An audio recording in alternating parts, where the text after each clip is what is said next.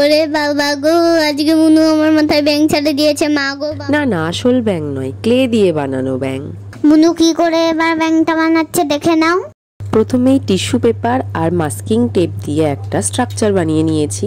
এবার আমি নিয়ে নিয়েছি মোল্ডেড ক্লে। এবার এটাকে ভালো করে মিক্স করে নেব এবং তারপর ভালো করে ক্লেটাকে দিয়ে ব্যাঙের শেপ তৈরি করে নেব। শেপটা দেওয়া হয়ে গেলে আস্তে আস্তে এরপর একে একে পা, চোখ এগুলিও তৈরি করে নেব। সবটা হয়ে যাবার পর ভালো করে রোদে শুকোতে দিয়ে দেব। এরপর জেসোর একটা কোটিং করে নেব।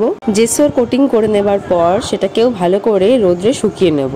ভালোভাবে রোদে শুকিয়ে নেওয়ার পর এবার রং করে নেব। রং করার জন্য আমি এখানে গ্রিনের বিভিন্ন শেড ইউজ করেছি। চোখগুলো ইয়েলো আর ব্ল্যাকের মধ্যে রয়েছে।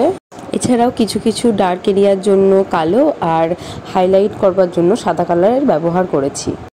রংটা পুরোটা কমপ্লিট হয়ে যাওয়ার পর ভালো করে রোদে শুকিয়ে এবার ভার্নিশ করে নিলাম। এবার কমপ্লিট আমার ব্যাঙ বানানো।